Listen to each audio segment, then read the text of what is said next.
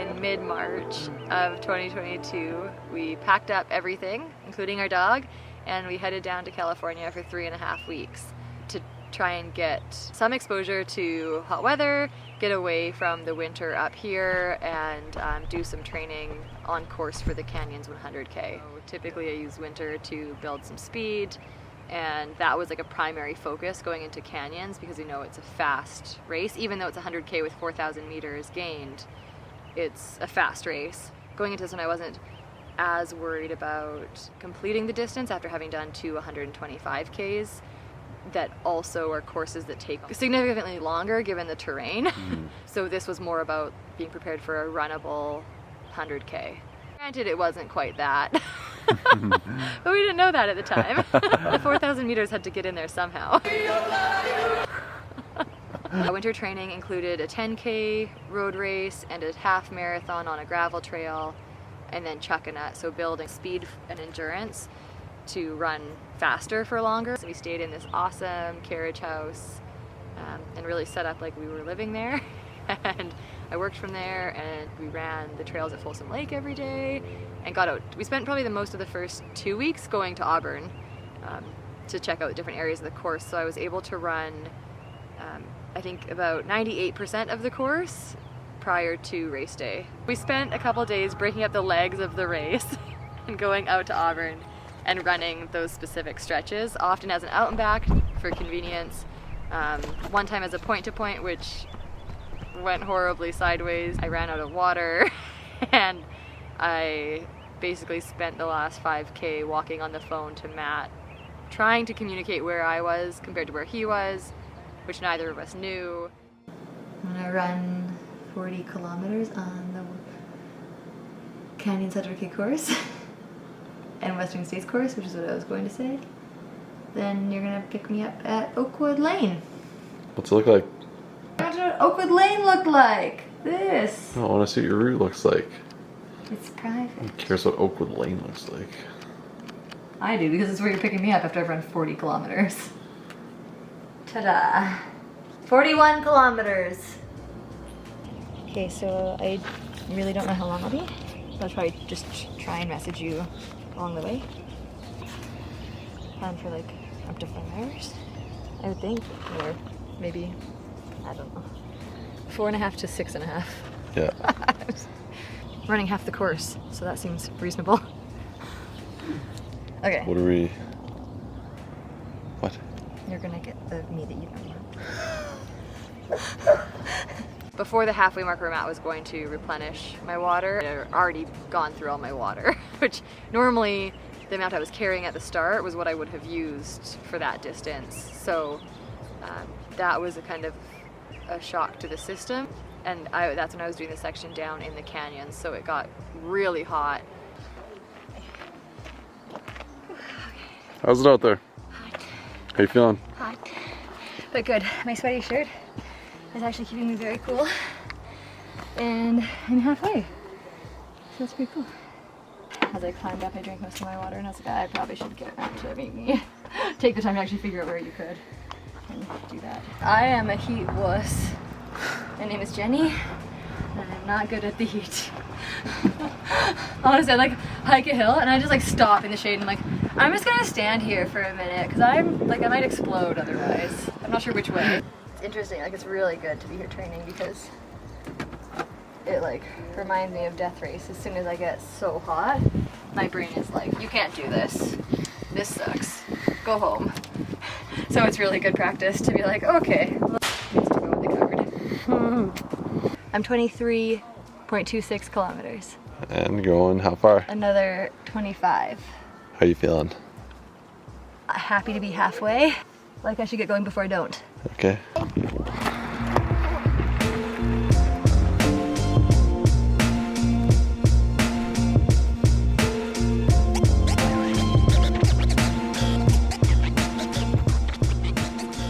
When you see 20 private property do not trespass signs, you kind of get worried about the trespassing you're doing, but I didn't have another way out, so I walked and I didn't have reception. It kept cutting out, but at that point I was so done. I was like, I'm gonna cut through the bush no matter how long this takes me. Get me out of this place. Lost for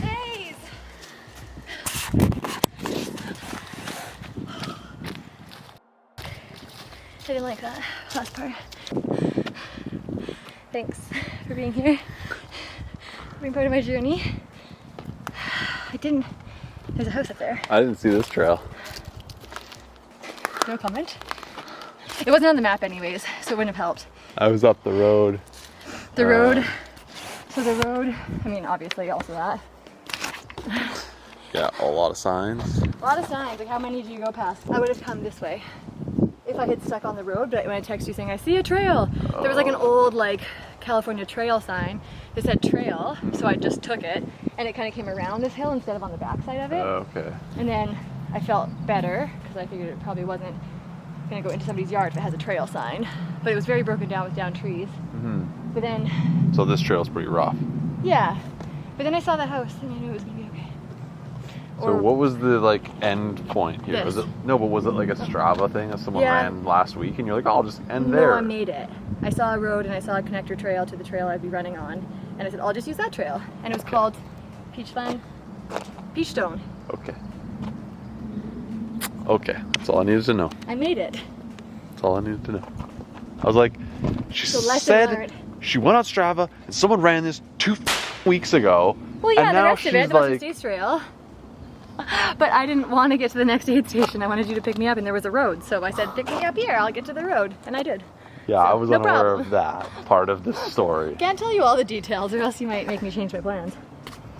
No, then I would just make sure that I also have Strava maps and that I could also follow along with you, because getting blank Google Maps screenshots I'm in the forest do here. nothing to help me. The only thing that will help with is when search and rescue needs to find your dead body in a forest. I have my gun reach. So you liked finding Catherine, don't you like finding me? Do you like finding me less? But that was like, That was a little... we like knew where we were going.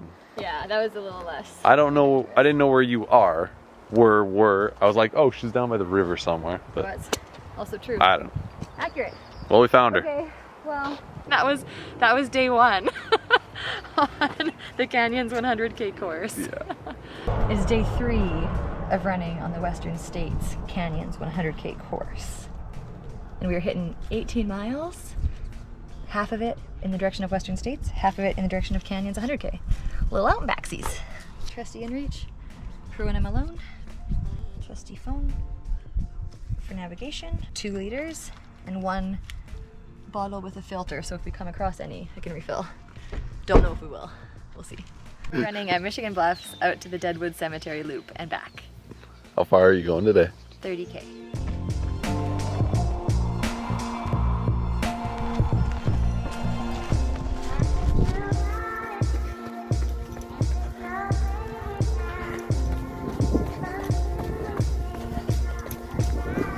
After seeing the course, I think I quickly realized that it actually did have 4,000 meters of elevation.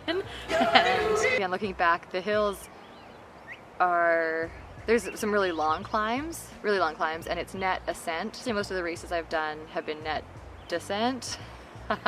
Not by much, but just still comparatively. This was a net ascent race, so the altitude where you finish is much higher than the altitude where you start.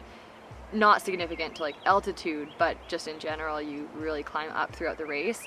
So you do a long climb, a short descent, so then you climb again, shorter descent, and you finish with a really big long climb at the top. The first half of the race was what I expected, and the second half with the bigger climbs was quite different than what I expected. When's the race? How long? Saturday, 23rd, 1 week from today. You're gonna make me have to poop and there's no office here.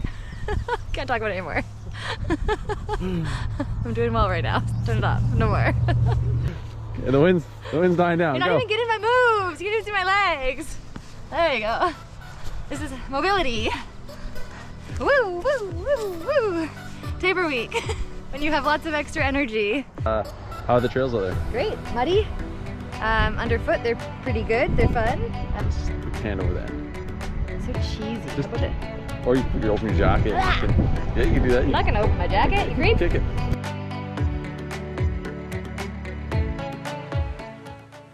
Going into race day, I was feeling excited.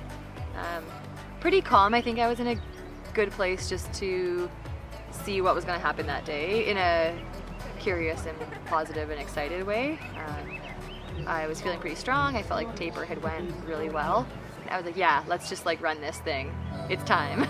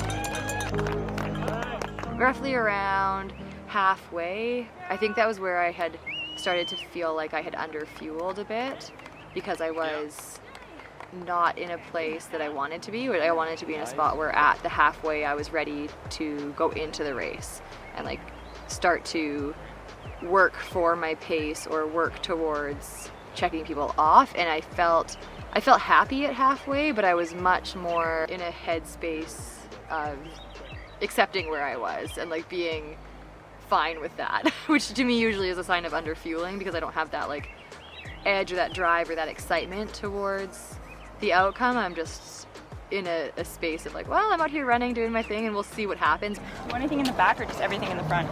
I don't know. Just get it in there. How about you? Bullshit out. Do you want to know where you are? I think I'm at 11. Okay. There's a big pack 20 minutes ahead of you. Oh, nice. And they're like interchanging all day. Okay, we gotta get her drink and go. Looking back on it, I fueled with gels, and in the 125 Ks I've done, I've always also had something to chew. And I honestly, like just in the time it had been since I had done one of those long races, I just forgot that was ever in my nutrition plan. Mm-hmm. So I started to kind of get hungry, and then I knew that could impact obviously how the second half of my race was going to feel. Jenny rounds out the top 10 here. So where is your pack? Oh, it's in my backpack here. Oh, in your backpack. Yeah. Okay. Yeah. We got to cross some streams that felt so good. Nice. Yeah. Keep cooling off as much as you can. Keep doing that fresh positive Pepsi? self-talk. Yeah, you want it right now? Exactly where you want to be. Yeah. Right. Thank you. Go. Yeah, perfect spot. And you want Drink. Drink.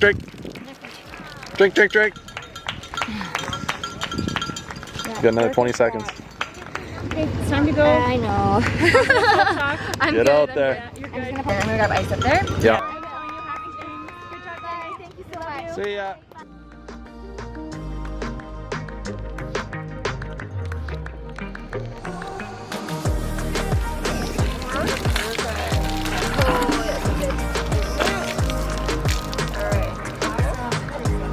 Thank you so much. You're welcome. Woo! Ice right here. 5.5. Have fun.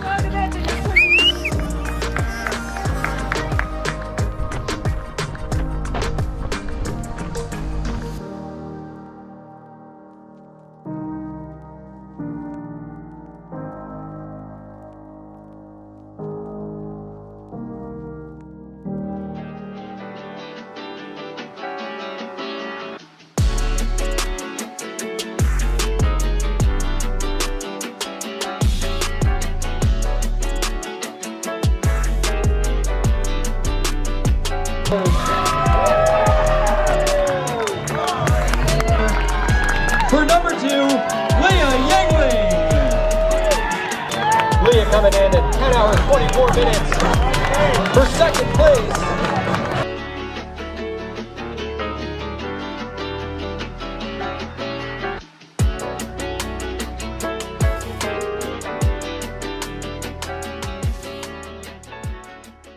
Overall, the race went okay. It had its highs and lows. I think there were some things that went well and some things that just didn't. I don't think heat was a major factor, though I definitely appreciated every creek crossing and could have taken my time at the water spots, but I didn't. But you know, I was using ice and still definitely some cooling strategies. I had one goal for this race, and that was to compete for a golden ticket. And once I didn't see that happening on my day, I didn't have a B goal or a backup plan. The rest was just finishing the race however that looked. So in a way, I guess like that makes sense. Like sometimes you go into into a race with a really focused goal, and when that doesn't happen, I wasn't looking for anything else out of it, which I don't know, I guess depending on who you are as a racer, that can sound weird. Being like, well, wouldn't you want the best time possible, or wouldn't you want top 10? And I didn't think of that on the day. Like that wasn't on my mind as to something that I was going for that day. It was kind of golden ticket or bust. Yeah. My takeaway, I think, from Canyons 100K is, for myself, funny enough, something I then created for my athletes is a race planning worksheet that walks you through planning your race so you can use it from race to race, because I tend to do those by hand and then just toss away those notes. So one takeaway was using more of a templated approach to my planning so that I wouldn't forget things that I have used and have been helpful to me before. And then another takeaway is having more than that A goal, because I think had I had a B, C goal in mind beyond like just finishing the race, I think I actually could have pulled myself to be closer. Not to say it would have happened, but nature. I probably would have helped me pull myself closer towards the A goal to see like physically what I was actually capable of on that course. If I had a B goal that was a specific time that actually had a real meaning to me, or again, that top 10, you know, in such a competitive field, or just something that when the A goal wasn't essentially right in front of me, that could have kept me mentally on track, and again, maybe brought me closer, or just allowed me to really tap into the fitness that I had versus racing kind of complacently with where I was at and just moving through the race. Yeah, what advice would you give your younger... How much younger? Trail, like when you began trail running. Okay. What advice would you give? What advice? A few years before that. What advice would you give your beginner trail runner self that you think would be most beneficial? The advice I would give my younger trail runner self: I would work with a coach sooner. I felt like I couldn't work with a coach until I had done some things, and until I had like this right schedule for it, or this like right seriousness about my running.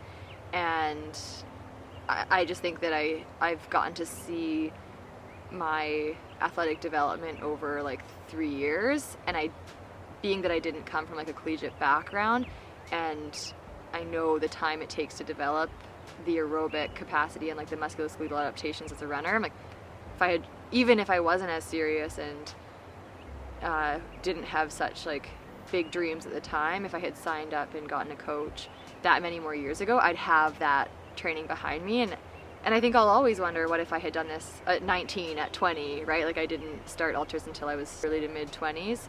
And if I had started even coaching within those first 2 years when I knew I didn't know what I was doing, that would have been a great time. And I'd always be curious as to where I would be now. Yeah. Why not do training the best known way and work with somebody who can guide you on things like how to prepare for like my first 50K was in Revelstoke, and it had over 3,500 meters of elevation, and I ate 150 calories, and I don't know how I made it through that day, because if I did that now, I would be passed out on the trail or crying. It's just like the naive... Yeah, like I didn't know any different, so it worked. And you were just stubborn enough to push it. Yeah, like I was just finishing it, and I did, and my goal was to finish less than double the time of the winner, who was Adam Campbell, and I did. I finished like 15 minutes less than double his time. I mean, it's cool to see progress. If you start like that, you get room for a lot of progress. So there's that too. Now I eat double that amount, sometimes triple, every hour. So now that Canyons is over, I actually get to go back to California one more time. I'm going to be pacing Katie Asmuth at Western States, which is incredibly exciting. I get to see and feel that despite not racing there myself. And I'm really curious to see if that, I mean, I think it will stoke the fire to get back for a different ticket. I'm not sure. I say that now. It's like, I think we all know it's going to do that. And then after that, back home, we have the Squamish 50K. So again, it won't look like it did in October. Hopefully more like it did when it typically runs in August. I'll be racing the 50K there. Then after that, we head to Thailand for UTMB Thailand 100K in December. Another hot and humid one that we'll see how that goes. See you in Squamish. More than enough. And then Thailand. Let's go. Bedtime. Bye. Bye.